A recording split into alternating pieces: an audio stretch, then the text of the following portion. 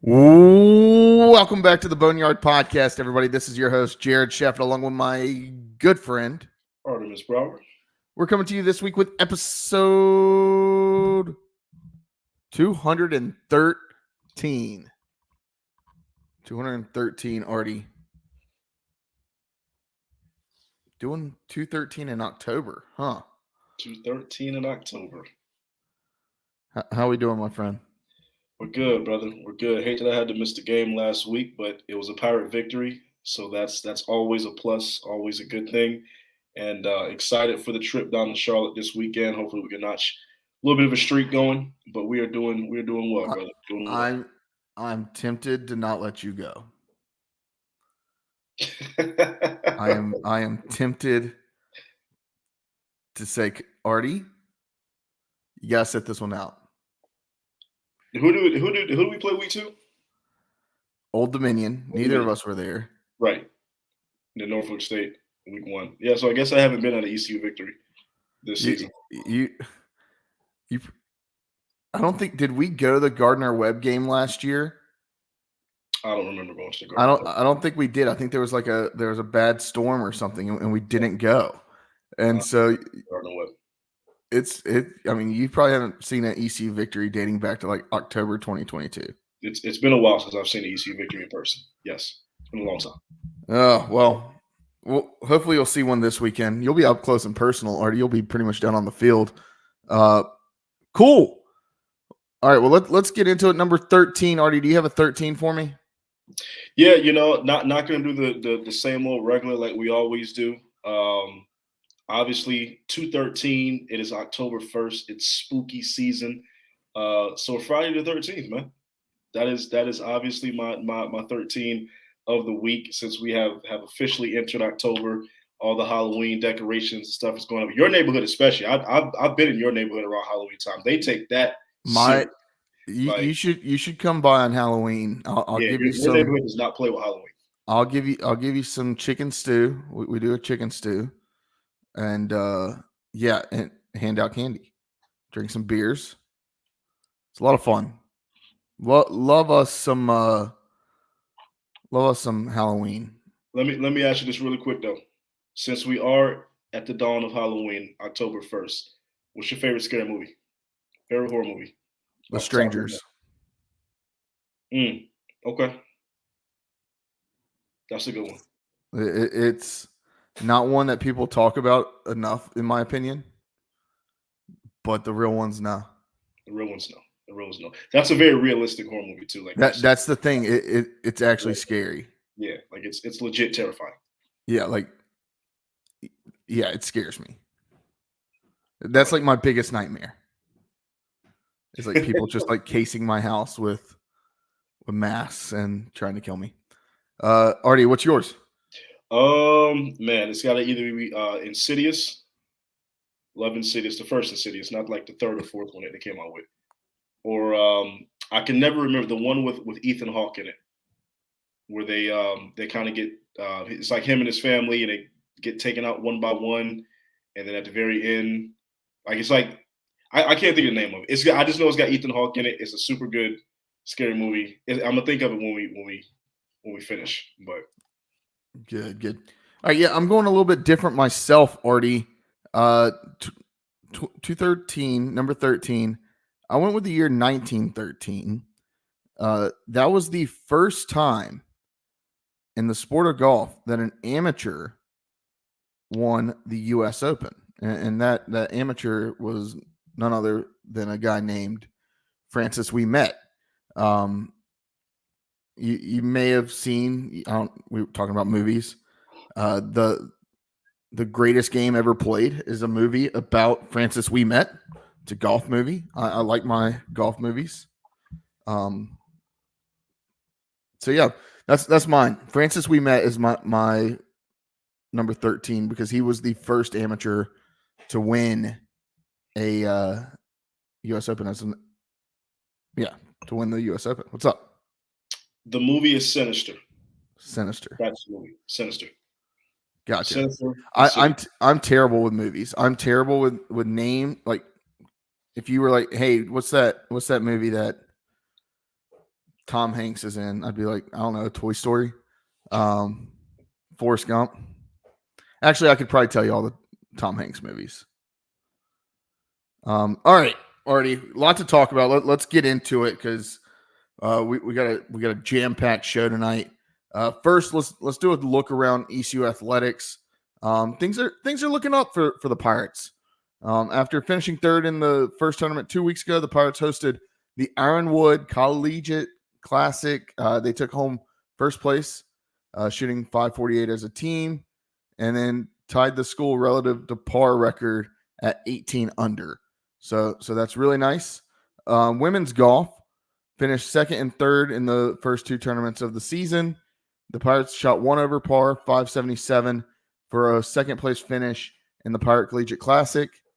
All right, women's soccer. Sydney Schnell named American Athletic Conference Offensive Player of the Week. ECU played out a 2-2 tie against none other than UNC Charlotte as both teams looked to improve their conference records. ECU hosted North Texas and took the wings off the mean green in a 3-0 win. And then volleyball. I've been seeing a lot of people talking about volleyball not getting the love. We're going to give you all the love. We give you all the love every single week on the Boneyard podcast. First off, split the road trip with a win at FAU and loss at USF. Angelis, I'm butchering these names. Angelise Outereet, Fran McBride, and Ollie Huff led the Pirates in victory against Florida Atlantic. The Pirates were without a pair of lineup regulars for the USF game, but Ellie Pate and Fran McBride stepped up big time. Got to get our girl Izzy back. Got to get our girl Izzy back. She's still on the mend, broken foot. And then the Pirates get to sleep with their own pillows this weekend as they'll host conference foes, UTSA and North Texas. UTSA will be looking to take their second L in Greenville in a week on Friday night at 6 p.m. And then North Texas will be in Minges at 1 o'clock in the afternoon on Sunday. Whew. Did I miss anything, Josh? Artie, Josh, did I miss anything? Think you covered it? Think you got it all. Just doing my due diligence here. I wish we could devote more time to all the other sports, but right now we got to focus on ECU got a dub. ECU got a dub on Saturday, and it was the complete mirror image to what we had seen the last 2 weeks. ECU got off to a slow start, fell behind early, picked it up, built some momentum going into halftime, and then put it on in the third and fourth quarters. Really, honestly, it's just the third quarter. That fourth quarter was absolutely, that was wild. That was a sickos committee game right there. That fourth quarter. Artie, take me through your thoughts on ECU's victory. Yeah, I mean, honestly, it was one of those games where, like you said, it was a mirror image of what we've done the last 2 weeks. I think these are two teams that were desperate for a win. Obviously, San Antonio, ECU both sitting at 2-2. The winner comes out feeling good. The loser's like, season might be on the ropes here. And our resilience. The one thing that I took away from this game is the resilience and our ability to be down 10 points, 13-3 early on, persevere, come back, take a lead, and then not give up that lead, right? Came close because I guess outside of that one big play that San Antonio had in the second half, it was pretty much lockdown defense. I mean, our defense really held them to nothing in the second half. But being able to be down double digits, come back from that, take the lead, sustain the lead, get the dub at home, take care of what you're supposed to take care of. And overall, to me, it was it was the most complete game that we've played. I'm not going to count the Norfolk State game because that's an FCS opponent. I don't count that. Sorry. But this was the most complete game that we played all season, as far as special teams doing what they needed to do, as far as offense maintaining a lead and doing what they needed to do and do enough. And as far as defense, just putting it all together and really being locked down outside of one bust play in the second half. So complete game, perseverance on this squad. And hopefully this is the stuff that kind of gets it going, right? To get that locker room going, kind of get the mentality up. Okay, we're back in the win column. We understand what we did against App and against Liberty. Those are games we could have, should have had. We're not thinking about that now. Back on the winning ways. Get to Charlotte. Do what you got to do in Charlotte and continue from there. Season's still out in front of you. Yeah, I mean, and one could say that the season's just now starting. I left that game, Artie, and I left thinking, man, where was this the last 2 weeks? Granted, it wasn't the cleanest play at times, but they got the job done. And I saw people complaining, people upset, take Garcia out, fire Mike Houston, yada, yada, yada. A win is a win. Do you think that Alabama, I mean, granted, they beat Georgia. Do you think Alabama is saying, man, like, we really sucked. We really sucked. It sucks that we lost that lead. I mean, I'm guessing they probably are, but do you think they really care at the end of the day? They got to win, right? And look, I will throw this in there, right? To answer the whole Garcia stuff, I get it. Our starting quarterback has thrown the most interceptions in the country. That is a fact. There's no other quarterback in the FBS that's thrown more interceptions than Garcia.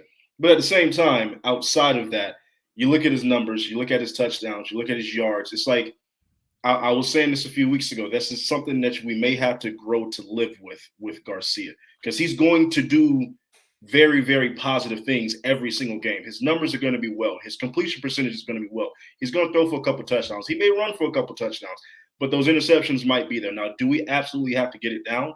Yes, of course we do. But do I still think Garcia is the guy? Yeah, he's more than likely still the guy. So, and really, I mean, I saw people saying, "Oh, he underthrew that first interception." Granted, he needs to figure out the underthrown balls. There's enough speed on this offense to let your receivers run under the ball, right? And when he did that, when he gave his receivers an opportunity to run under the ball and make a play, good things happened. Right. Look at Anthony Smith, his touchdown. Chase Sowell, he nearly had one, right? Yannick Smith made an absolutely insane catch, and had he not been basically being pulled back, I mean, you could see about 1.5 feet worth of jersey being pulled on him as he was dragging the defender downfield before he made an incredible one-handed catch. Had that not happened, he probably would have been in for 6, right? Yeah. When you throw the ball out in front of your receivers, they're going to make good things happen. There's enough athleticism on this offense to do that. You can't underthrow the balls. That's when you're going to get picked off. But going back to my first point, that first interception, that was not an underthrown ball. That ball was put in a place that honestly should have just been caught by the receiver. But the DB made an outstanding play, like incredible play, and right at the end zone, right? And Josh, you had something? Yeah, I was actually perfectly positioned right in front of that play, and I looked up, so I didn't actually zoom my camera because I got too into the play. But yeah, that ball, people, as soon as I looked on Twitter and saw people saying it was underthrown, I knew they didn't know what they were talking about. Like, it was not underthrown. Like that was not underthrown. That was honestly probably one of the most perfectly placed balls I've seen all year. It's just the fact that the DB got there just at the same time. And the thing I'll say, and I don't like to call out criticisms for a single player.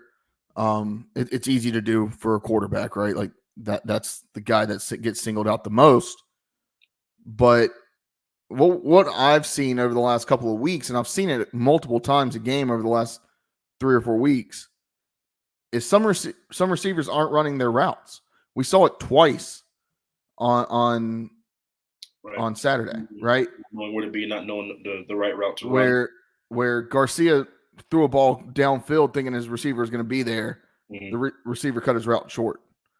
And Mike Houston said post game, look, that first interception, that receiver was supposed to keep going, and that was Yannick Smith.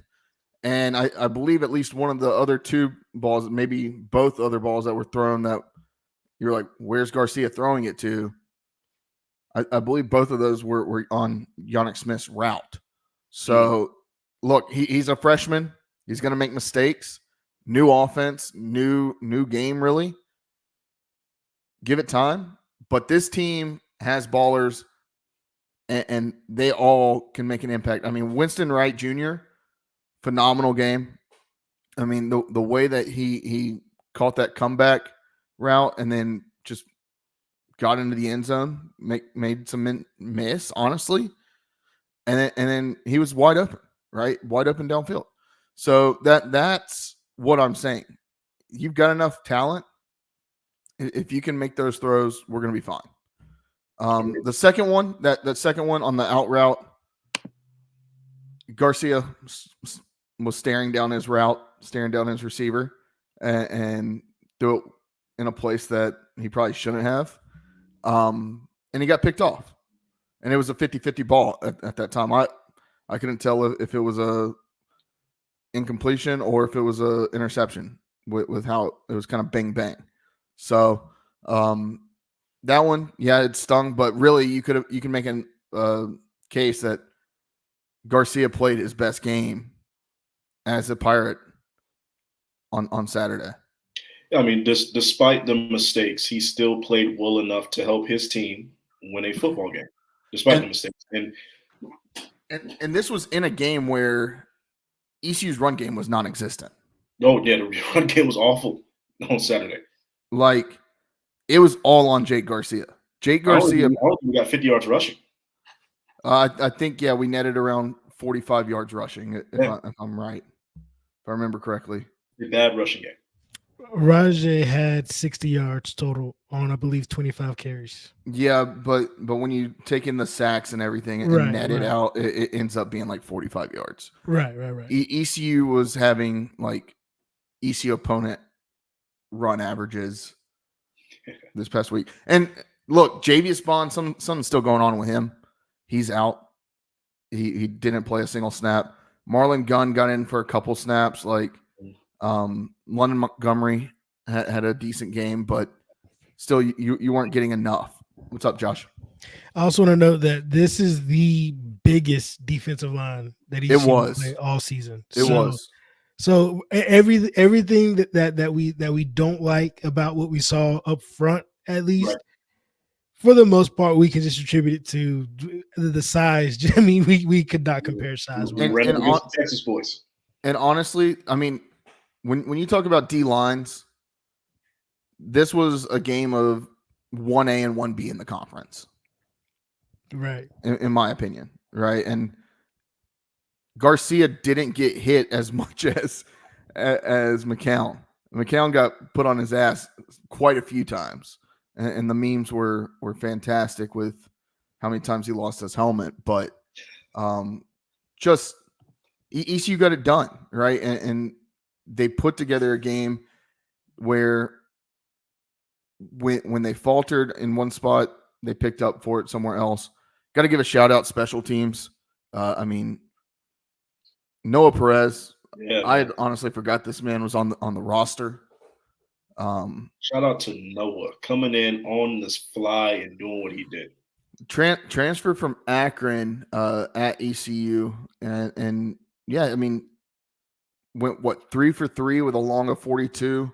Yeah, 3 for 3 on extra points, and then I loved the comment Coach Houston made after the game. Oh yeah, we have confidence in Noah. He hasn't missed a kick in practice for the last month. Like what? If he hasn't missed a kick in practice, don't you think the man should be out there making kicks? I was like, what? What are we doing? What are we doing? When your starters missed a kick, an extra point for the last 3 weeks? That's when I looked at what he made, it was like, oh my goodness, he made the chip shots. I'm sorry, and I know there's going to be people out there say no kick is easy, but you gotta make the chips. You just gotta make the chips. You got to do it. and Conrad was dressed out. So I was thinking, oh, when we first saw him for that first, I think it was like a 23-yarder, 24-yarder. When we first saw him in the first quarter for that first field goal, I was like, oh, they're actually listening to us. They listen to the Boneyard podcast. They're taking our advice. Give somebody a chip shot and then let Conrad hit the long bombs. I'm never going to be mad at a kicker for missing a 55-yarder. That's incredibly hard to do. But when you're missing 20 to 25 and 30 yarders, okay, come on now. Yeah, when that is your sole like job, come on, you got to make them. But yeah, Artie, any thoughts? Anything else? Anything else on the offense? We talked a little bit about specialty. Also, shout out Luke Larson. Yes, I was just about to mention Luke. Man, Luke had an all-purpose day with them punts. Goodness gracious. Luke Larson may have had his best day as a Pirate. And I mean, he's been here for 15 years. He had one punt that literally looked like it was a pass off his foot. It was like a perfect spiral. And it was caught like it was a pass. Like it was a pass. That was a beautiful at the 4-yard line. That was a beautiful play. I honestly, if you were up to me and I were on the rules committee, that's a pass. It looked like a perfect spiral. It was a perfect spiral. Yeah. Omar Rogers downed it at like the 4 or 5 yard line, and honestly, that put ECU in a great position to kind of wind down on defense with UTSA having to go all the way down the field. Facts. Josh, it looked like you wanted to say something. Did you have something else on that? Yeah, that was a crazy kick, because on the sideline I had just said I need Luke Larson to kick in a different pattern other than spiral, because it was making it too easy for the guys who are returning it. Yeah. Like we had multiple botched punt returns, just because I think that the way that their kicker was kicking the ball, punting the ball, it had a spin on it that just it kept bouncing off. But when you got a spiral coming at you, it doesn't get much more easy. Right. Than seeing a spiral come directly at you every time. So, but that as soon as I said that, the very next punt was this one, and I had to eat my words. So that was, I mean, in the press box, everybody was like, "Holy shit, that was beautiful. That was a beautiful punt." Yeah, he may not punt on far, but he does what he needs to with them. And I said before he kicked it, I said, this is Luke Larson's sweet spot. If he's around the 50-yard line, 45-yard line, like he's good, right? Granted, you're punting in plus territory, and you never want to do that. But for him to do that and be able to, I mean, he's great at the coffin corners. He can do it. He's down several this year already, pretty close to the goal line. And he had 3 inside the 20, and I want to say he had 2 inside the 10 on Saturday. So we had to give him some love as a nomination for the Bad to the Bone Player of the Week. Defense, the defense got after it. What more can you say?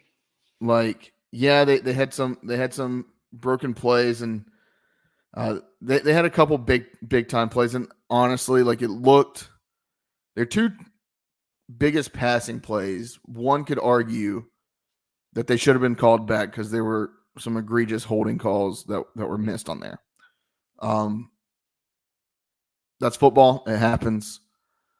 But then they had the 66-yard run, I believe, in the third quarter. Yeah.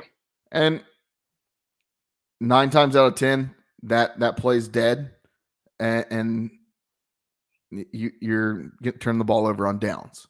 They got it 4th and 1 and ran it, bumped it out to the outside, and he was off to the races. So Houston said that's got to be cleaned up, but he knows that they should have had him. They should have been able to tackle him. The tackling seemed better on Saturday. And then right when people started talking about the dropped interceptions, all Hawks, ECU started going off with the interceptions. Straight Sharks. So just absolute, like really just getting after the quarterback and putting pressure on him leads to those interceptions, leads to those turnovers. He damn near should have had another one. They called it intentional grounding. I still don't know how you call that intentional grounding, but I digress.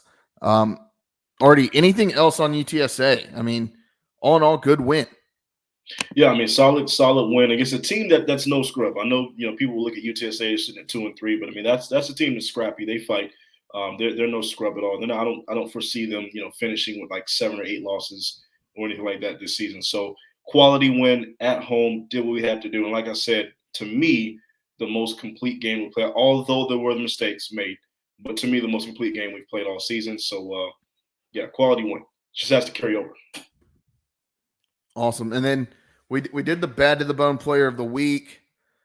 Here's what Twitter says, and then Artie, I want to get your vote.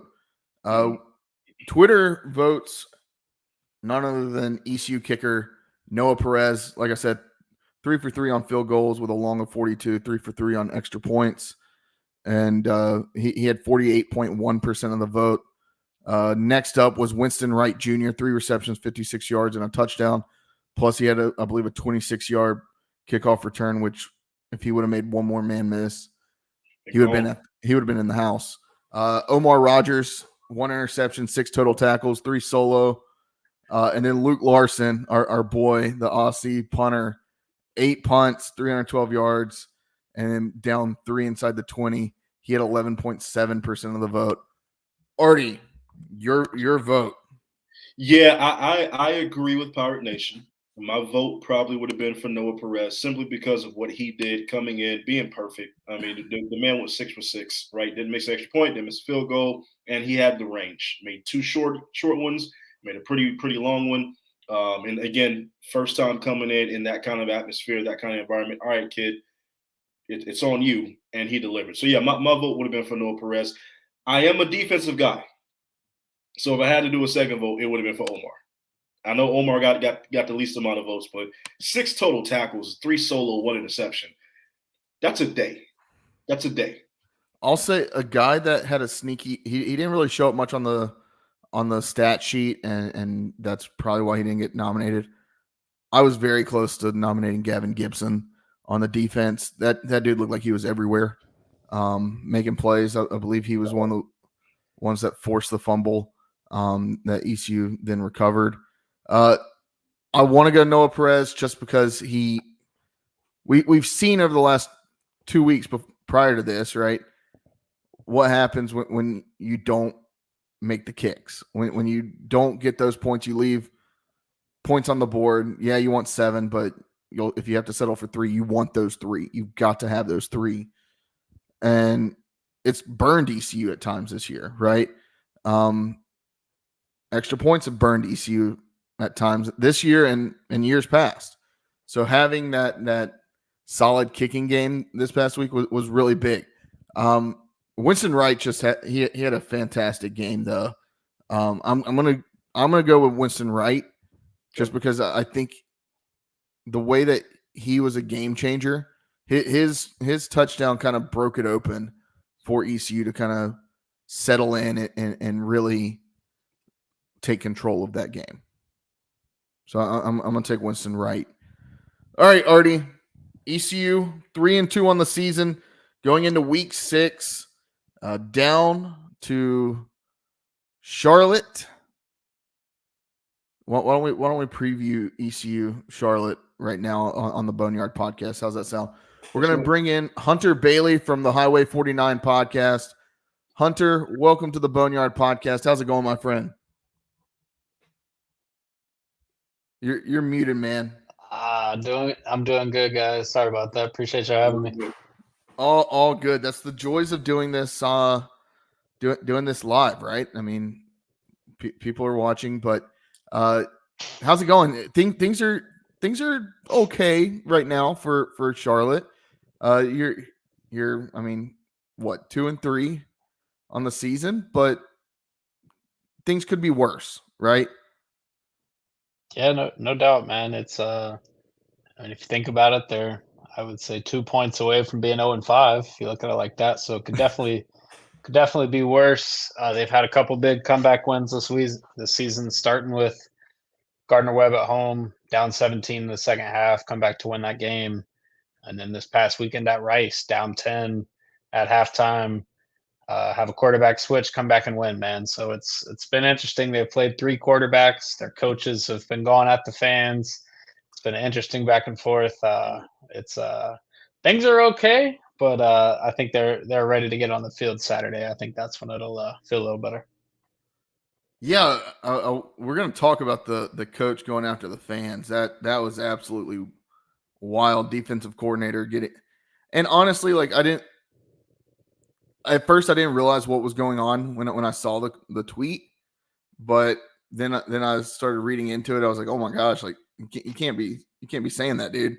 And honestly, like the original tweet, the video wasn't terrible. I thought the play looked pretty bad. I thought that may have been one of the ugliest tackles I've ever seen. That number 2, I don't know who number 2 is, but tried to, I don't know, just hip check somebody. But talk to me, how's that going? I know Biff talked about it in his press conference today, but talk to me about that. Yeah, man, interesting day. I was at the Panthers game with girlfriend. We're having some mimosas, having some drinks. Pull out my phone. It's in the second quarter, and a lot of mentions, a lot of different stuff going on. I thought Poggi handled it well. He came right out and addressed it. Said, "Look, man, we can't do this. We're not going to do this. This won't happen again." Because Osborne wasn't the only coach to do that. There was another coach to tweet out, immediately delete his tweet. It was a couple weeks ago. Biff Poggi was going at the fans for leaving at the half, down 14 to Gardner Webb and FCS team. So it's been an interesting dynamic here, and I think it's really one-sided because, man, the fan base has been awesome. I mean, this game Saturday at Richardson Stadium is the 3rd straight sellout. And Biff Poggi said it today, like talking about Osborne, to go home and thank God that he coaches for a team that has a strong fan base. And I mean, watching Charlotte go to Rice last week, I did not travel to Houston, but watching that game on TV, and I'm counting on 2 hands how many fans I see in the stands. And that's one thing that I can say about Charlotte is, like, is it the smallest stadium in the FBS? Yep. It's about 15,300 seats. But is it packed like pretty much 80% of the time? Yeah. And there is a fan base that cares. Like I say, the stadium is small. There's no way around that. But for a team pending expansion, you need games like this with standing room only, which will be the 3rd time this year. And I don't know, just the back and forth with the fans doesn't make a lot of sense to me because you're right, dude. That play was putrid. That's a horrendous play by your secondary. The dude just bounces off 3 tacklers.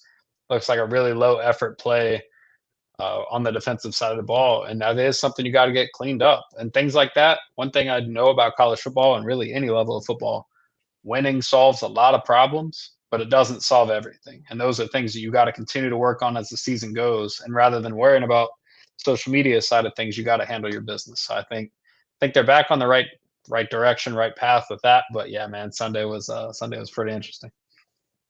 And Hunter, you mentioned this earlier with the quarterback because you guys had a few quarterback changes. There was 3 that you mentioned.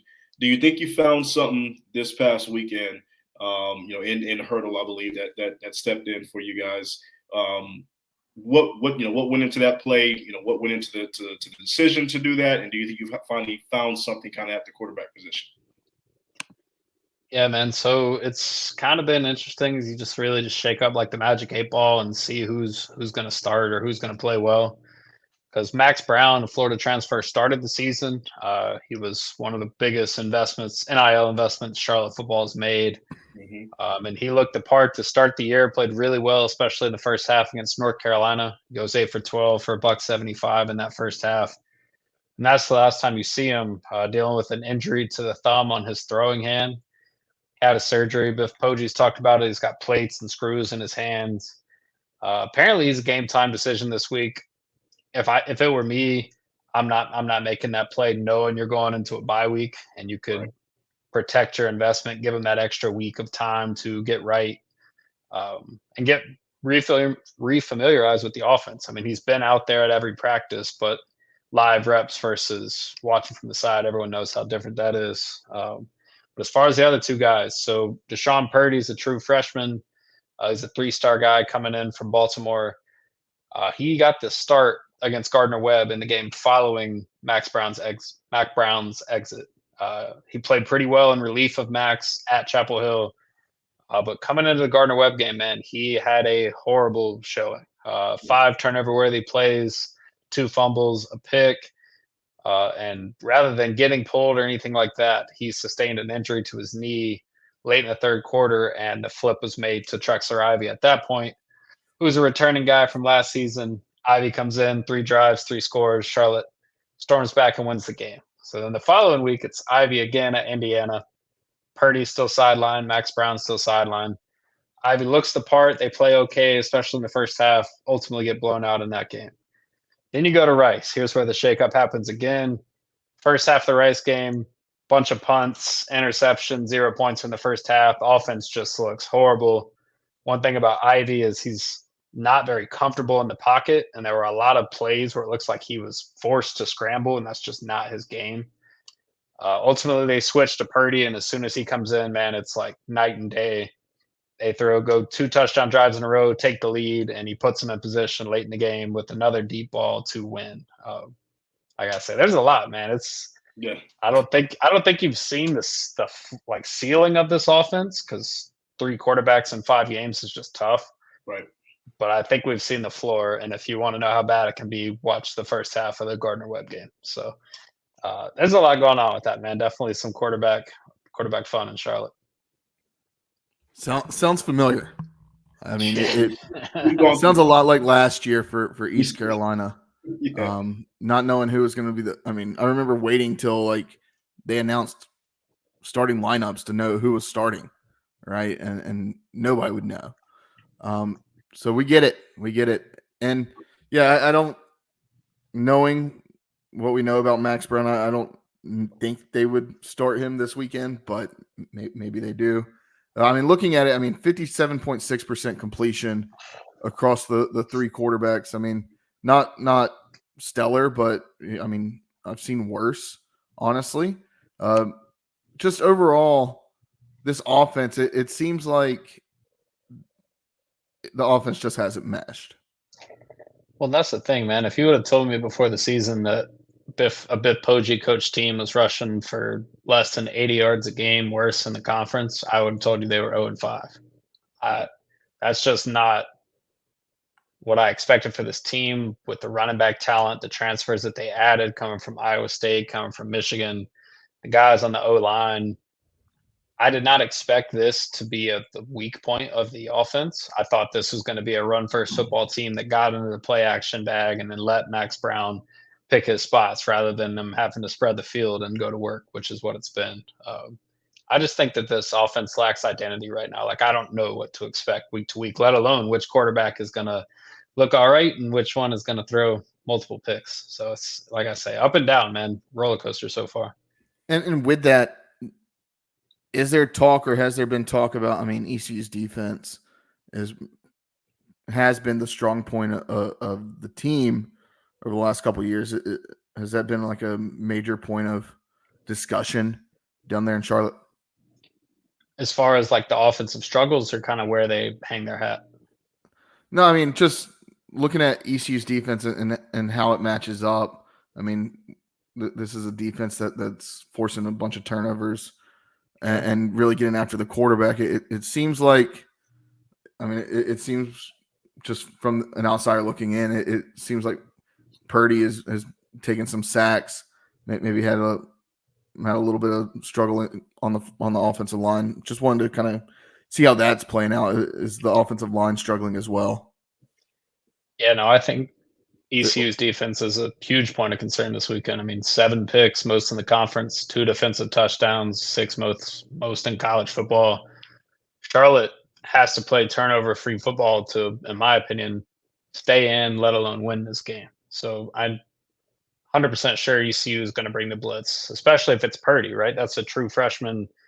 You want to get after him. You want to light him up because he's made some mistakes in those moments. He showed some improvement against the blitz against Rice, and he like I say, threw one of his touchdowns with a guy in his face, but that's been a key struggle. And I think they've got to give him, if it is him on Saturday, they've got to give him some easy targets to get going, get that confidence, and then open it up down the field. Because I don't expect, if they know it's going to be him going into it, they'll sit on or play that too high look and make it harder to push the ball down the field.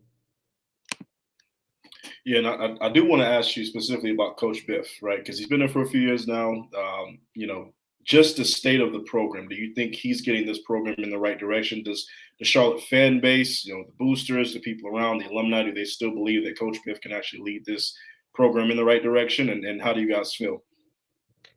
Yeah, I think this has been – so the Bitpoji experience is interesting because he came in and set the bar really high, right? We're gonna win the AAC.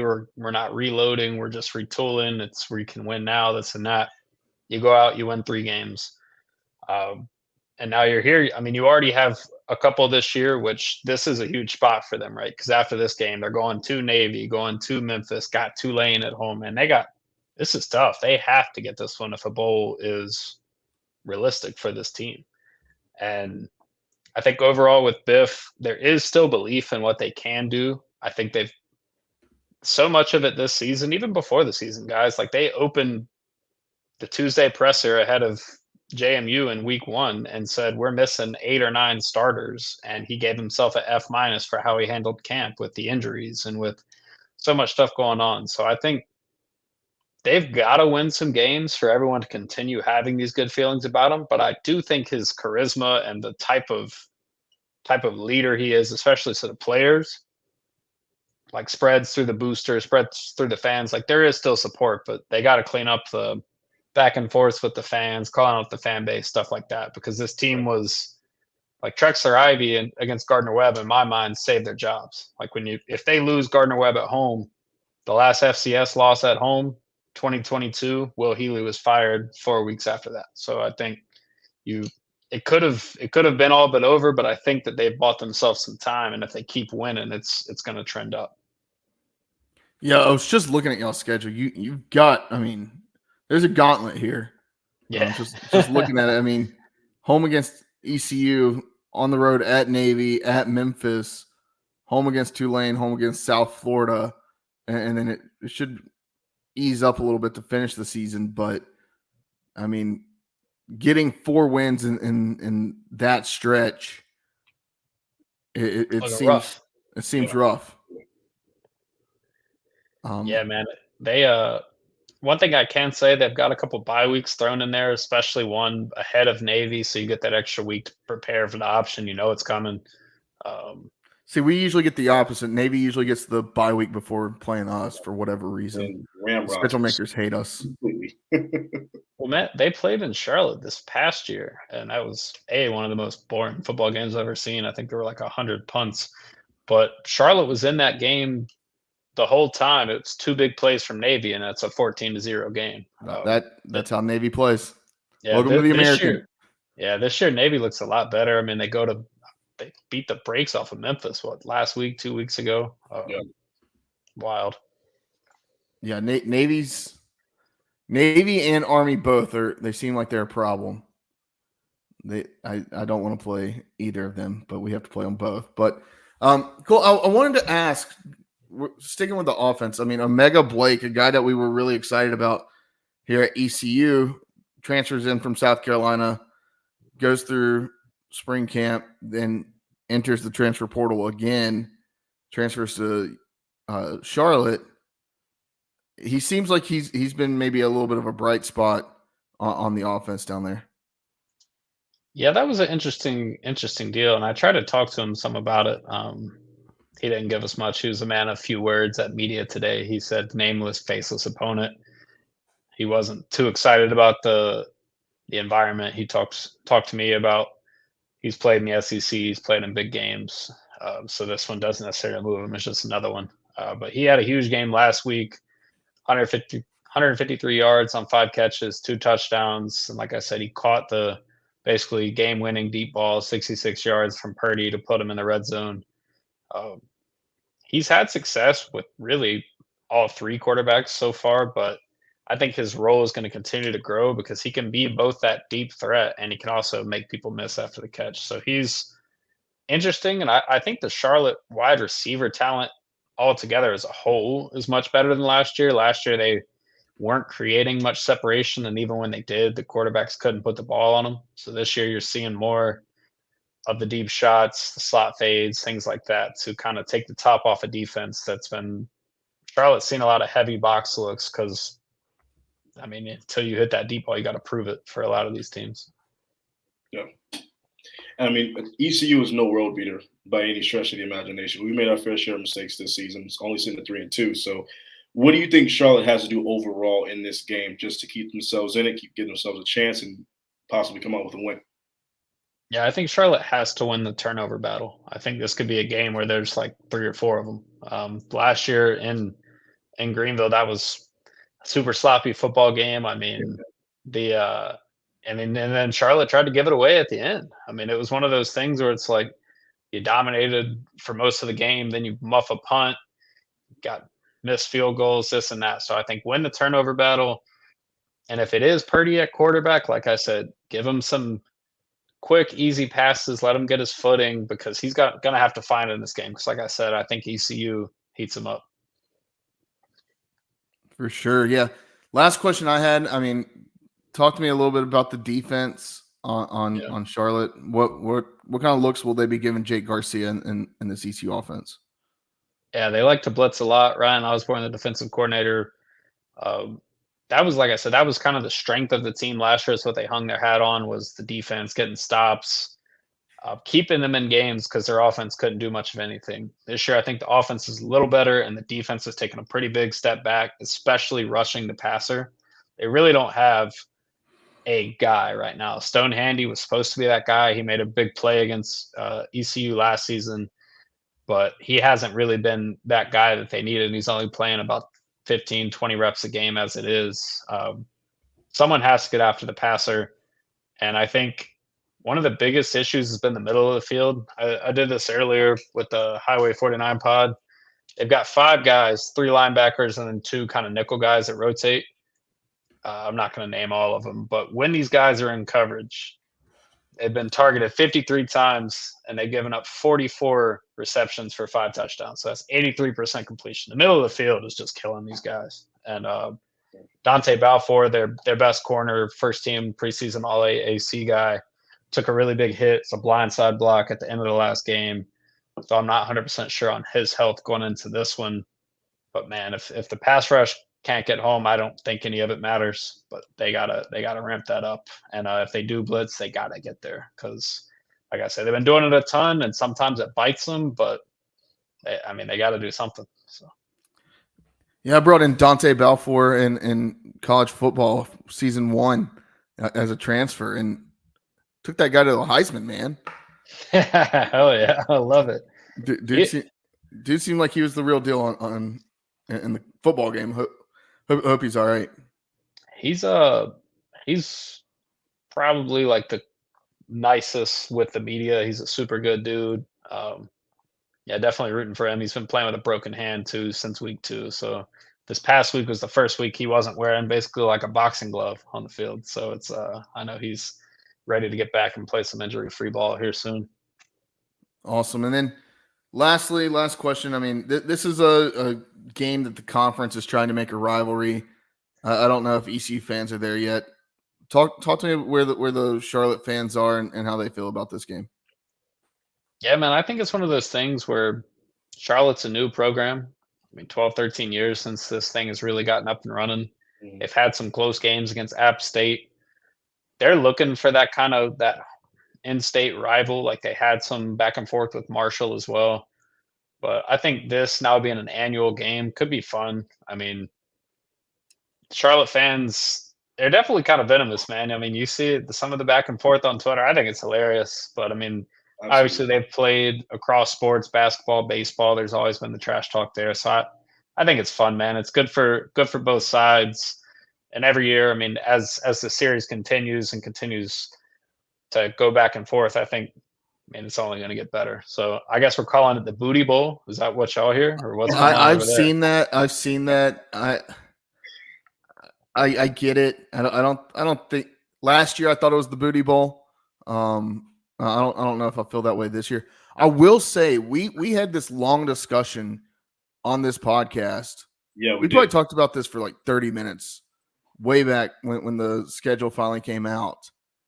That if the conference is going to make this a rivalry game and an annual game, there's going to be something there, right?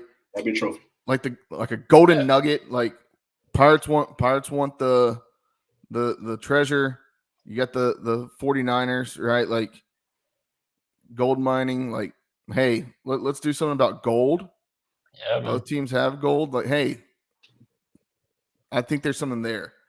As long as it's better. So Charlotte and Davidson have kind of a basketball rivalry, and they play for the Hornets Nest, which is like this real ugly, like Halloween looking trophy, man. It's like a black Hornet's Nest, and it's disgusting. Y'all should look it up. They play for that. So as long as it's better than that, man, I'm all for it. Let's do it. We play for a barrel, like a water barrel when we play against NC State. Yeah. So, hey, maybe the Highway 49 podcast and the Boneyard podcast can put our collective brains together and come up with a trophy and get this thing going. Let's do it, man. We need something. I think keep adding to it, and it'll become more fun. So hopefully something that will catch on, especially if these teams stay in the league. Maybe a pickaxe and a golden saber with a golden nugget, something like that. I'm all for it, man. There we go. All right, Hunter, go ahead and tell everybody where they can find your content on the Highway 49 podcast. Definitely, man. I write for the Charlotte Observer, covering quite a few different sports in the city of Charlotte. So definitely check that out. Twitter is at Hunter_Bailey45, and then Highway 49 podcast, HWY49. Definitely check us out. We running our Charlotte ECU preview tomorrow with more on all the Charlotte social media warfare going on with their coaches and fans. So definitely check us out. Appreciate you having me on, guys. Absolutely. Thanks, Hunter. Once again, that was Hunter Bailey from the Highway 49 podcast. Shout out to him. I mean, Artie, we got to get something for this trophy. No, it makes too much sense.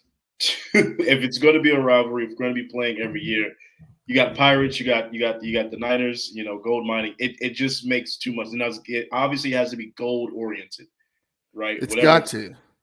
But it makes too much sense. So you got to bring those type of traditions back to college football anyway. That needs to be a thing.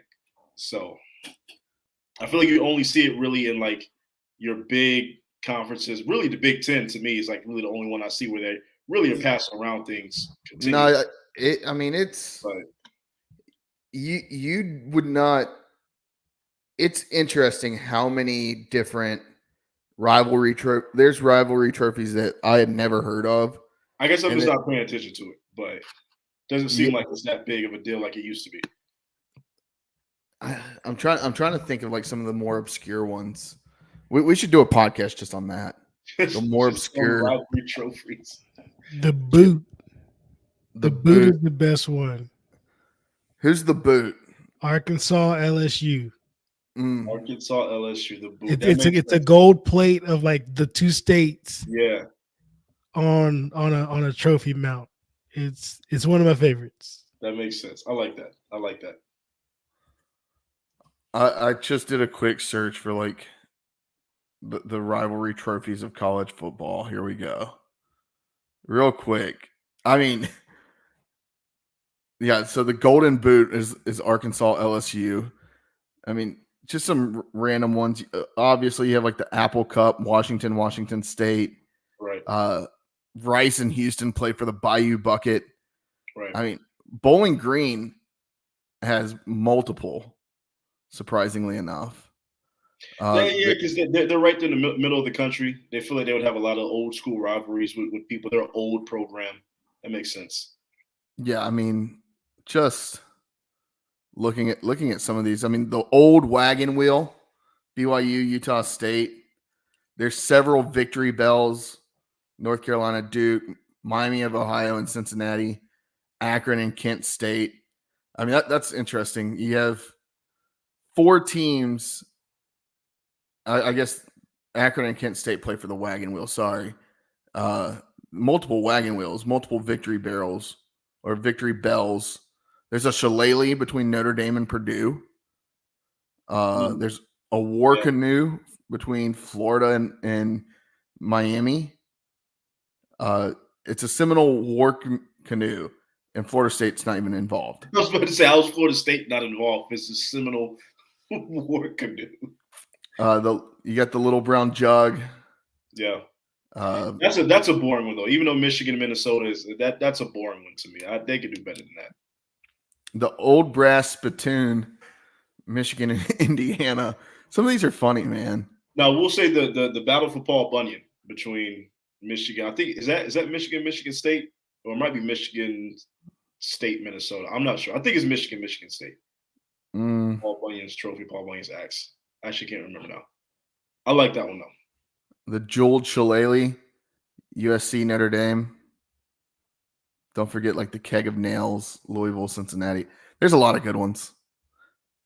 And then how could we forget what was it? The Civil War between UConn and Central Florida. Just an absolute civil conflict. Whatever. It's the war on I-4, USF, UCF. I knew the war on I-4, but I knew it was some civil something. Civil conflict. Nah, that just sounds lame. Yeah, UConn made it up saying, hey, we're going to have a rivalry with UCF. And they called it the civil conflict. It lasted all like 2 or 3 years. But sounds too PC. I'm not interested in that. Yeah, I mean, I think just a simple something gold. Something gold. Loser has to change their school colors to not include gold for the next year. I mean, UNC Charlotte's already said they changed their name, even though they use UNC Charlotte all over the place. But no more comments on that. All right, Artie. Anything else on this game? How are we feeling? Man, look, we're feeling good. If I can be realistic with you, this is one of those games that ECU is supposed to have, right? This is one of those games on the schedule. You got Charlotte sitting at 2-3, right? You're sitting at 3-2. You really need to get to 4-2, start, creating some separation between these wins and losses.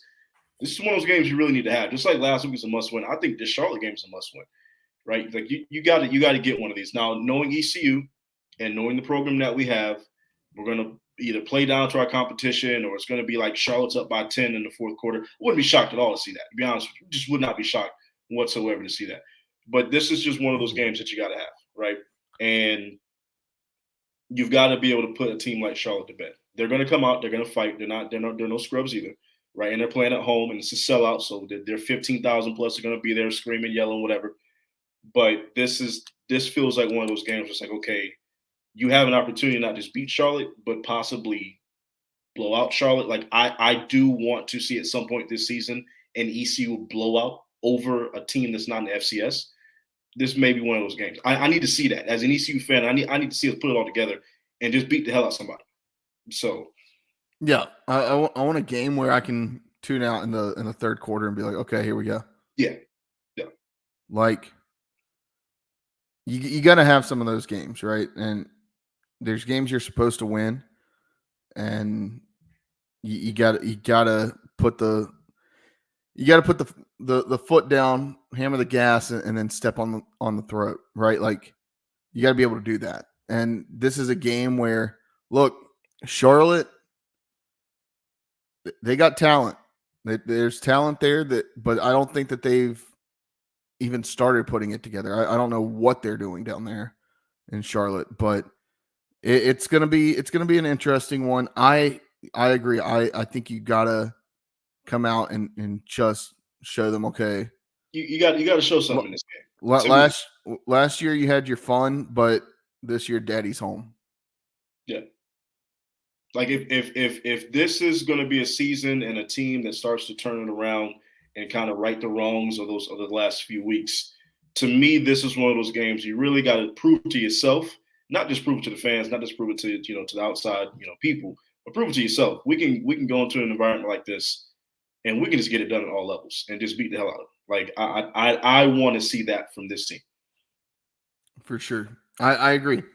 I agree. All right. Before we do gambling corner, let's do walk the plank, and then we're gonna do gambling corner. I feel like there's a lot of walk the planks that we can have. First off, this defensive coordinator from Charlotte just going after their fan base. Like, you can't do that. Did you see the tweets, Artie? I didn't see the tweets. I heard about it, but I didn't see the tweets. Let me put it in a synopsis for you. And Josh, if you want to pull up the tweets, feel free to. But basically, some fans were talking about, like, hey, I'm done with this team or whatever. Like, this is absolutely terrible. And then they tweeted out a video, and it was it was an interesting play call by Rice. I don't think I'd ever seen a quarterback fake a screen to both directions before throwing a screen down the middle to a tight end.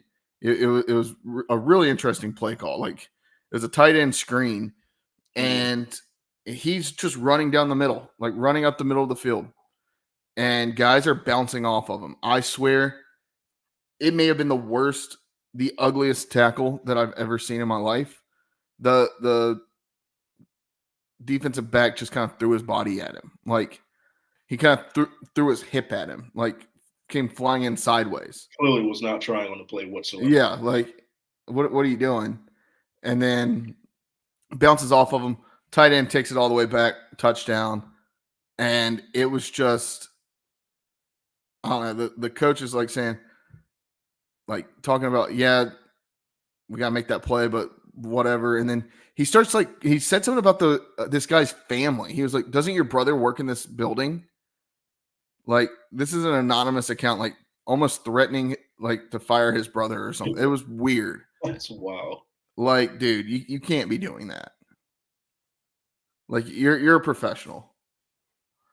Josh has the tweet. Tight end again.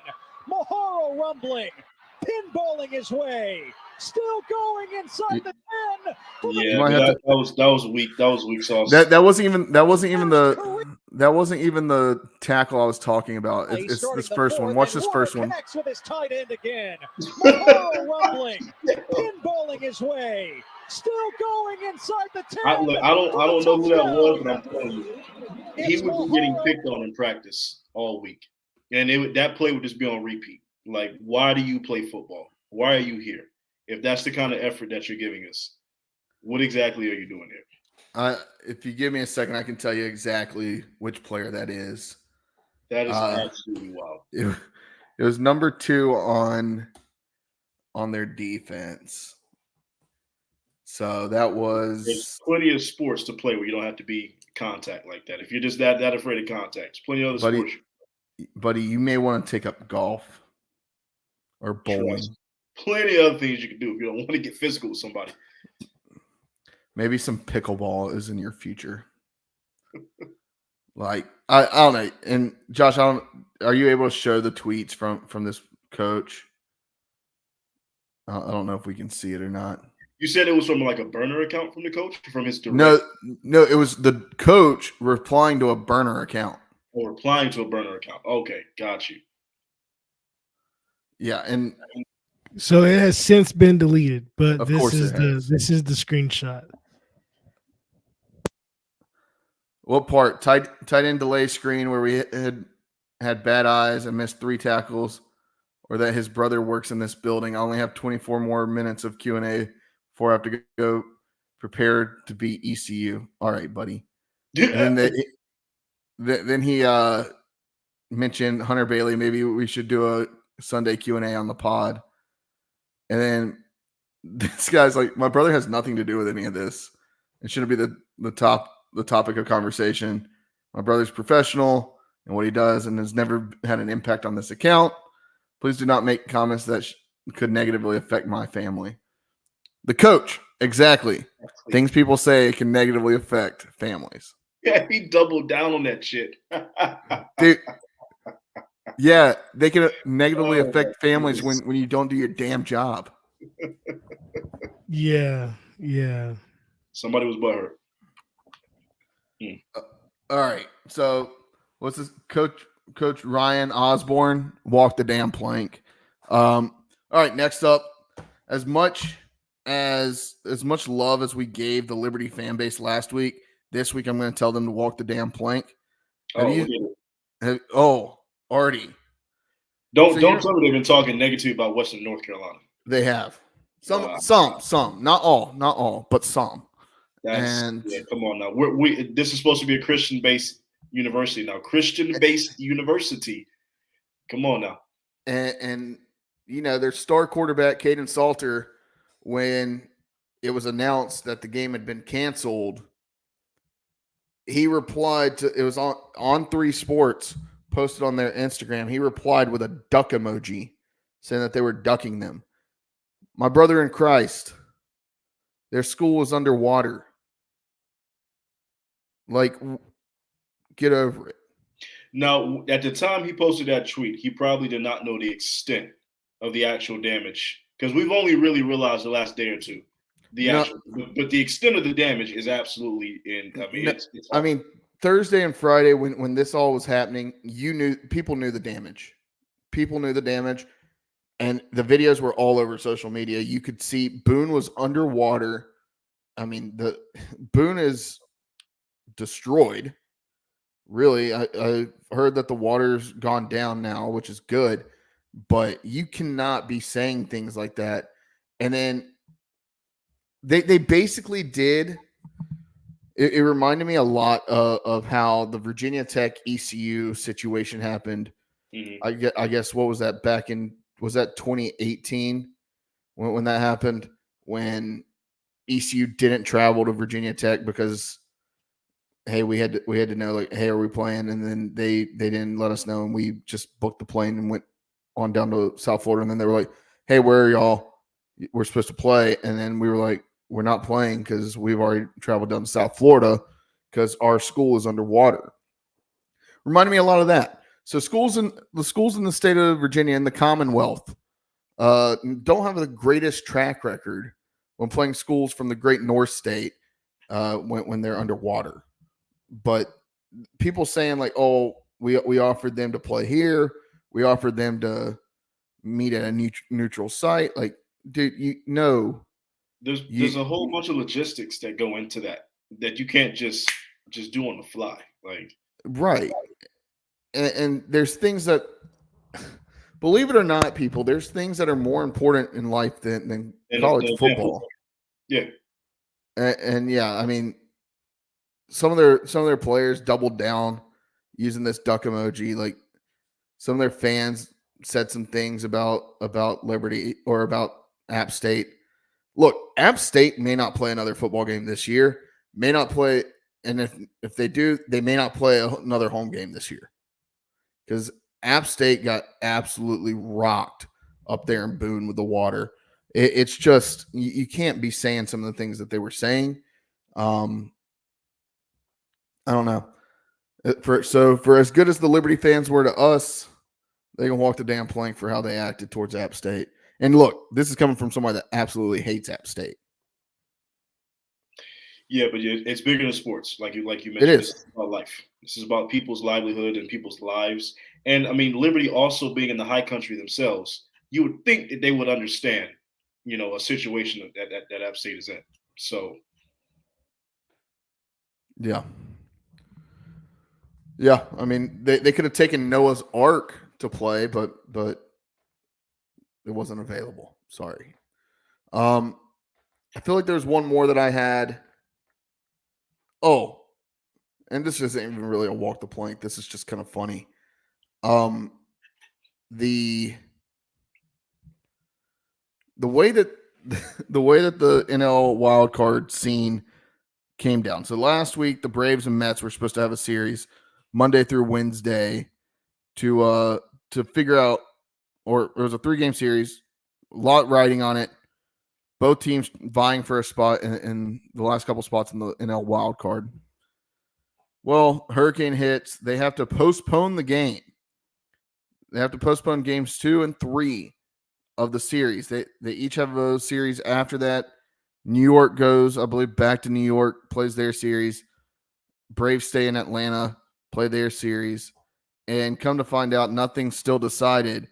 So you've got 3 teams looking for 2 spots. The Braves, the Diamondbacks, and the Mets. And the way it all worked out was if the Braves and Mets each won a game on Monday, then they both got into the postseason. But if, say, the Mets won both games, then the Mets and the Diamondbacks got in. Or if the Braves won both games, the Braves and the Diamondbacks got in. Lo and behold, Braves and Mets split the doubleheader, and so both teams were celebrating on the field after the doubleheader concluded.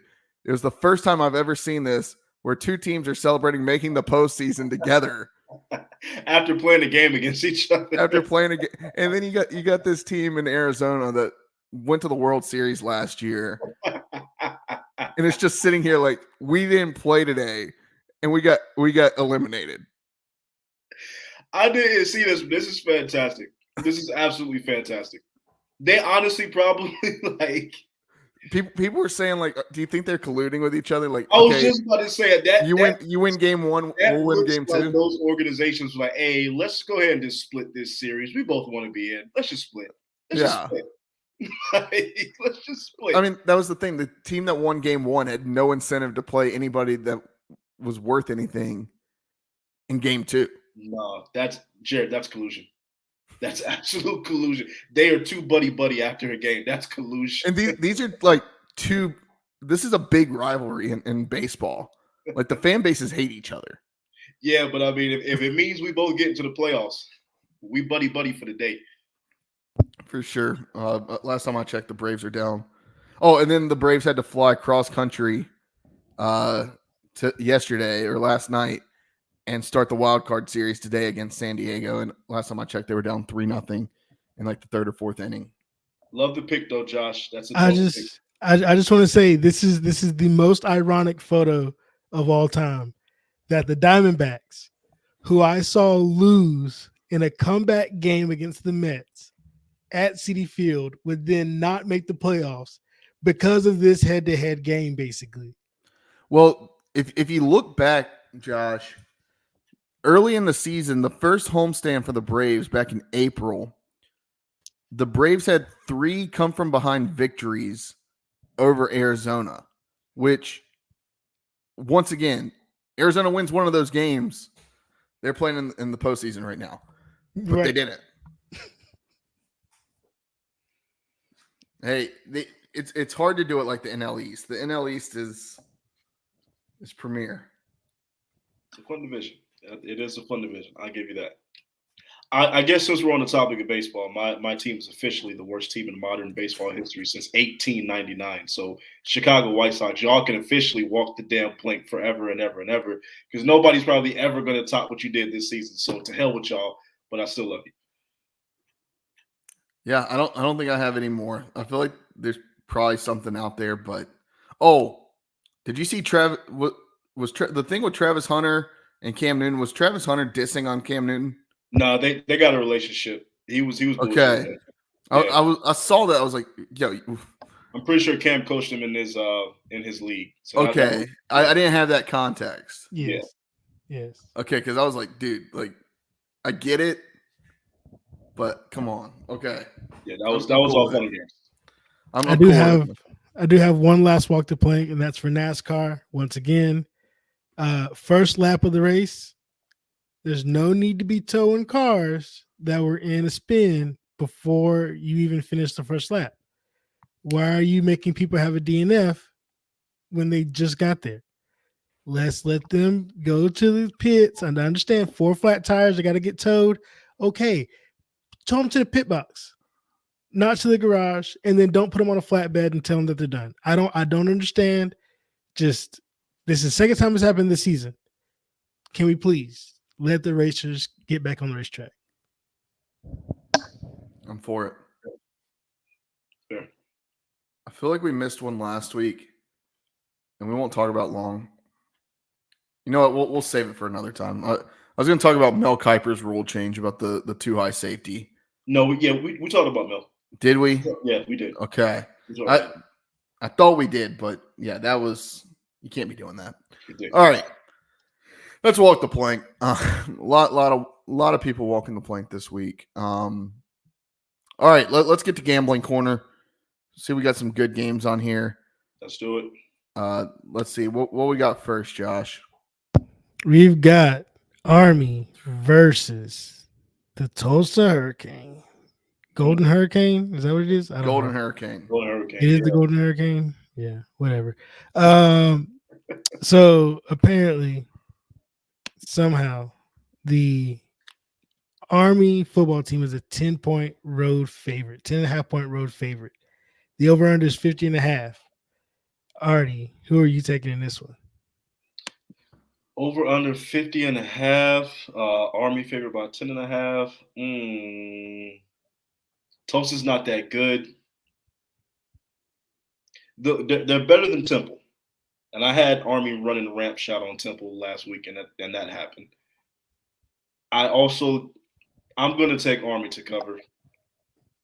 I think Tulsa only keeps it competitive for a half, and then it gets away from. I think Army's good, and I think they're going to be a problem in this conference this season. Yeah, I'm taking Army. I can't get off the Army train right now. I think they go to 5-0. I think they cover. For some reason, I don't know why. I'm going to take the under. I can see it being over, but I'm going to take the under. Give me Army outright, but give me Army to cover. And the under. Okay. Jared, what you got on this one? Yeah, I think Army covers. I'm going to take the over on this just because I think this is like a 42-10 game. Yeah, I can see that. Absolutely. Yeah, I'm going to go Army, cover, and the over. I don't have any faith in what Tulsa can do against this Army offense, at least. And what you know what that sets up? It sets up for ECU. I believe Army has a bye week next week. Sets up for ECU Army to be really nice in 2 weeks. If we handle our business, absolutely. All right, let's see who's next. Duke going on the road to visit Georgia Tech. Ooh, Georgia Tech is a 7.5-point favorite at home against the undefeated Duke Blue Devils. The over-under is 54.5. Jared, how's this one got you feeling, man? Because I don't know. I don't know about this one. This is a good one. This is a good one. See, Georgia Tech, if you asked me like much earlier in the season, I would have been like, oh yeah, Georgia Tech's really good. In my opinion, they haven't really played anyone. They got a loss to Syracuse earlier in the year. I think Duke's better than Syracuse. And then, yeah, I mean, I don't know how Georgia Tech's a 7.5-point favorite in this. I get the home team like giving some points there, but I'm gonna take. I really want to say Duke to win outright, but I have a feeling something weird happens in this game. I'm going to say Duke covers, and then on the over-under, Duke's put up some points this year, but they did struggle against Carolina last week. Fell down 20-0, came back 121-20. I'm gonna take Duke to cover, and I'm gonna take the under. All right. So Georgia Tech outright, Duke to cover. I'm not sold on the Georgia Tech outright. I would almost not place that bet and then just take Duke to cover. Can I do that in gambling corner, or do I have to take a team to win outright? The way the statistics are lined up, you got to. Fine. All right. Give me got Duke. to at this point. Give me Duke to win outright. Then Duke to win. All right. Okay. Artie, do you defer? Are you feeling something different? Well, night game of Bobby Dodd. I think it's going to be an electric atmosphere. So I think this game is going to be close because it's in Atlanta. It's in Bobby Dodd.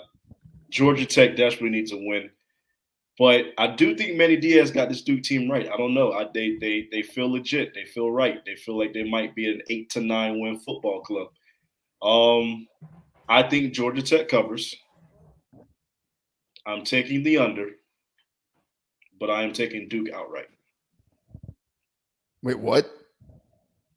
Georgia Tech's the favorite. Oh, my bad. I'm sorry. I'm taking. I read that wrong. I'm sorry. Duke to cover.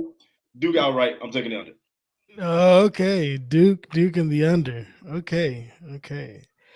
I've got to take Georgia Tech. Georgia Tech is the one that gave me my greatest parlay of the year so Yeah, far. you should stick with it. Got to stick with it on the outright only, because I think the game is close. Duke covers the 7.5 points and the over. I think Hayes King goes off.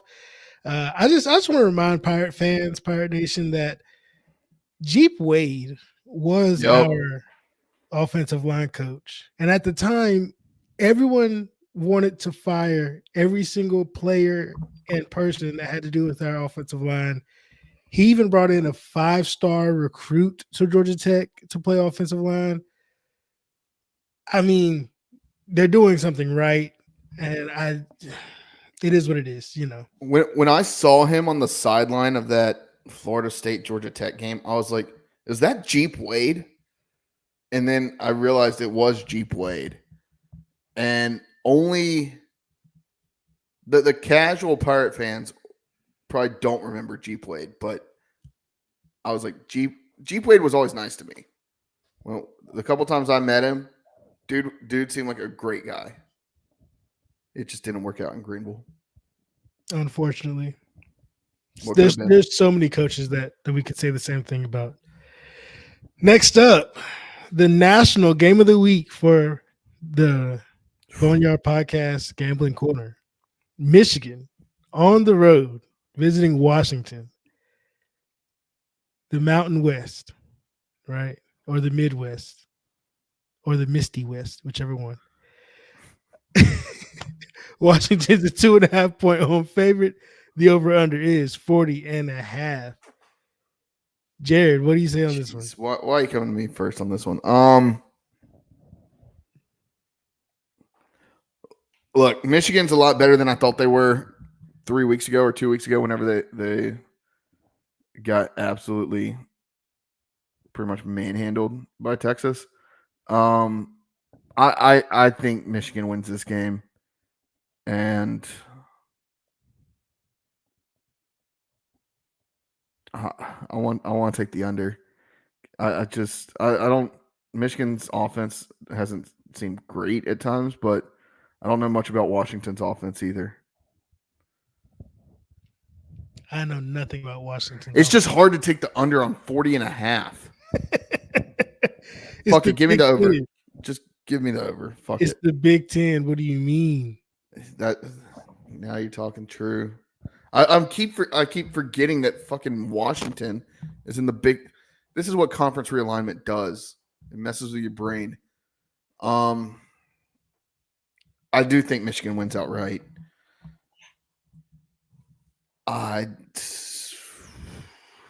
Just stick with the over. Go with your gut. But I said the under first. Yeah, you did, but then you said over because you were like 40.5. That's too low. 40.5 just seems low, but I'm sticking with the under. I don't think there's much offense in this game. All right, Artie, the Michigan fan. What do you say on this one? I mean, honestly, this game terrifies the hell out of me. Our offenses look like doo-doo We were averaging like 40 passing yards a game, some shit like that. The 40 and a half is very appropriate for this game. For those who don't watch Big Ten football, that's very appropriate. So our defense is excellent. Our run game is excellent. This is going to, like, Michigan just plays a certain brand of football. It doesn't matter who you are. We're going to force you to play our brand of football. It's just what it is. And you're going to have to beat us at our brand of football. But I'm going to take the over. I'm going to take the over in this game. Not by much. Not by much. Not going to be a lot of fireworks, but 40 and a half, it's still 40 and a half. Take the over, not by much. Michigan wins outright. But this game terrifies me. It really does. Good stuff. Good stuff. I'm going to, for the sake of parity on the podcast, I'm going to take Washington to win. Washington to win in the home game. Just welcome to the Big Ten. Beat the defending national champions. But I do think it's like a 1-point game. It's like super close. Somehow, Michigan covers the 2.5-point spread. But I do take the under. I think this is like a 20-21 game, blocked field goal. 2021 game. That's the over. Oh shucks. That's even the over. Oh man. That's what I'm saying. See, I'm thinking it's like a 17. Yeah, 2017. I can see that. I can see 17 to 14. Yeah. But I think it's going to hit the over. That's what I was saying, Josh. 40 and a half's low. But do you think that there's enough offense to get there on both sides? I'm going to have to go over. I've got to go over. I've got to. It's not going to hit by much. But I think not by much. Not by much at all. Charlotte hosting the Pirates. The fight for gold. I'm going to take this one first. The Gold Bowl. Real quick, has this line moved anymore? I feel like I saw it at 9.5 earlier. Has this line moved since we created this graphic? No. Okay. No, it's been 8.5 since. I saw it at 9.5 somewhere. Yeah, all of my odds all of these odds come from FanDuel day of. Okay. Within the hour of the beginning of the recording. So, gotcha. ECU 8.5-point favorite on the road. 46.5 is the over under. I'm gonna take this one first just to get it out of the way. ECU to win, ECU to cover, and the over. I think ECU they relax in the small stadium and play high school ball. It's just going to be a ragtag group of Pirates just throwing it and running it all over the place. And I feel so bad for the Charlotte faithful. But do you? No, never. Never. All right, Artie, what do you have on this one? Yeah, I can't disagree with anything you said. This is my ECU blowout game. This is the game where we look back and we beat the hell out of Charlotte. Like, ECU covers, taking the over, obviously ECU outright. Yeah, that's just how I feel. And honestly, anything less, I'm like, damn, what the hell were we doing in Charlotte? Like, literally, anything less than those three outcomes, it's yeah. So what the hell were we doing? Yeah.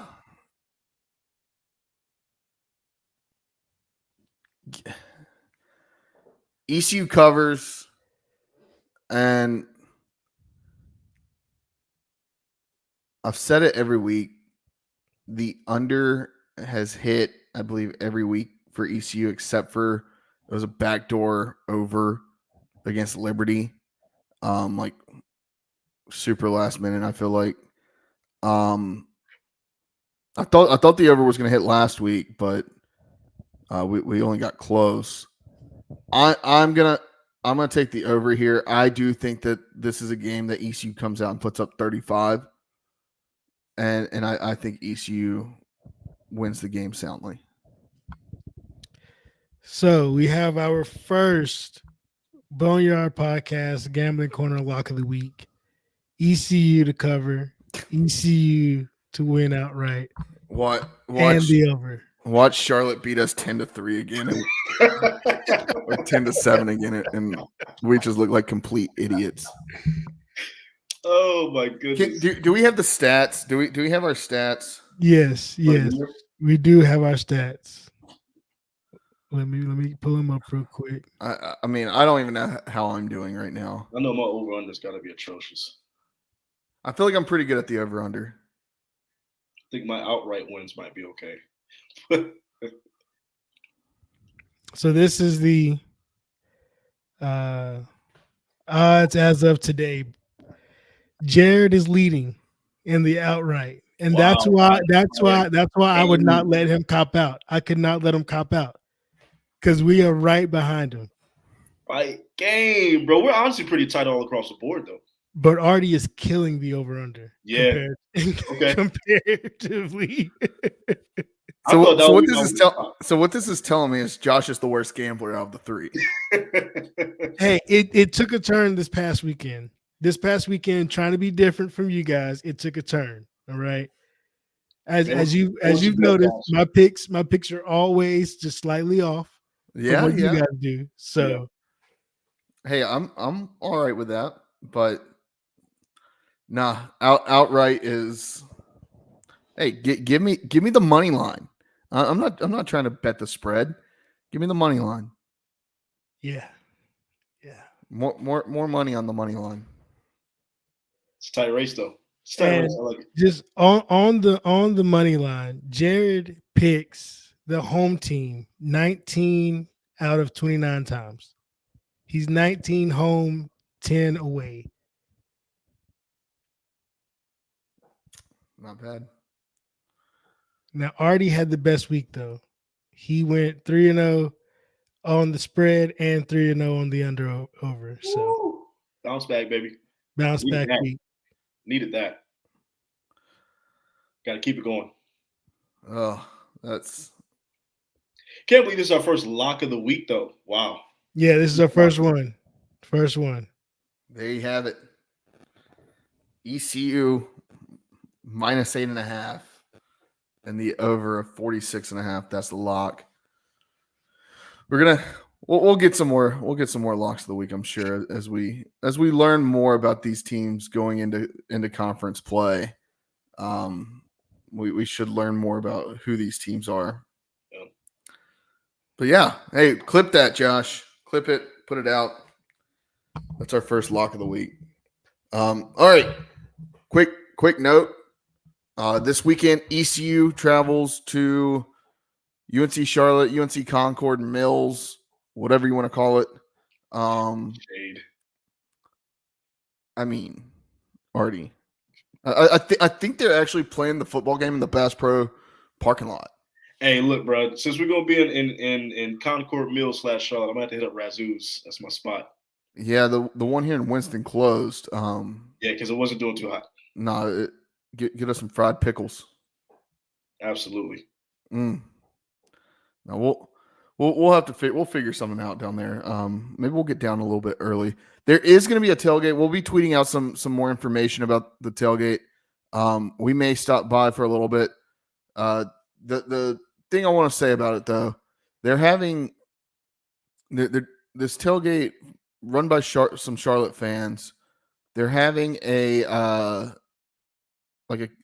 non-perishable food item, like canned food drive, things like that, taking donations to take up to those affected by Hurricane Helene up in the western part of the state. So if you feel like it, stop by, drop off some non-perishables. They're looking for sports drinks, powdered packets. So like think of like the liquid IV packets, the Gatorade packets, things like that. Hydration packs in powder form, baby wipes, diapers for both children and adults, baby formula, bug spray, sunscreen, plastic utensils, manual can openers, trash bags, non-perishable foods, so things you don't put into a refrigerator, cleaning supplies, plastic sheeting and tarps, toothbrushes, toothpaste, toiletry, sanitation items, pet food for dogs and cats, hand sanitizer, sanitizer wipes, feminine hygiene products, heavy-duty work gloves, and then socks, all sizes, can't be opened. They said they're going to be, I believe, by gate 2, but you can find more information. It's at Normbulance, like an ambulance, but instead of the A, it's Norm. We'll be retweeting the information out. We'll be posting it on our socials as well. Yeah, they're right outside the stadium at gate 2 is what I'm seeing. But yeah, they're sending this stuff up. We're gonna try to take some stuff up to them. So if you can and want to stop by. They seem like good people. Please do that. Otherwise, consider donating somewhere else. My wife was up there in the western part of the state, actually further west than Asheville, last week, and saw the effects of the hurricane firsthand. So I've been hearing about it on a firsthand account. So please, it's affecting a lot of people. Lots of people. There's still a lot of people missing. It's honestly really bad, and it's been something that's weighing heavy on my mind this last week. So please do whatever you can to help our neighbors and our friends out west. We ask that you do that. And then lastly, on a less serious note, Artie, Charlotte is trying to make this game a gold out game, and it's crazy that they're trying to do that when they're playing another team that wears gold. So don't wear gold, wear your purple. Wear your purple, be loud, black, baby. Be loud Saturday and let them know Charlotte is just Dowdy Ficklin South. All right. Make sure you follow us on social media at Boneyard Podcast, on YouTube at Boneyard Podcast. Subscribe wherever you get your podcast on Apple, Spotify, Google, whatever. We're there. You can find us. Leave us a 5-star review wherever you listen to your podcast. Give us a thumbs up on YouTube. I think that's a thing. Josh is the one that runs our YouTube, so I'll let him confirm. But do that. Do all that. If you do, you're a friend of the podcast for life. If you don't, Artemis, Can walk the damn plank, baby. Damn right. Let's go get us a win this weekend and get to 4-2. Absolutely. Hey, look, just like Jared said earlier, our hearts, our minds, our prayers with all those affected in Western North Carolina. It definitely hits home for us because it's only a few hours away from where we actually live on a day-to-day basis. So anything that you can do, donate, support, please do that. But yes, Pirate Nation, let's go down to Charlotte. Let's turn it Dowdy Ficklin South. Let's show out. Let's get this dub. We love you. And as always, Pirate Nation, deuce. Peace.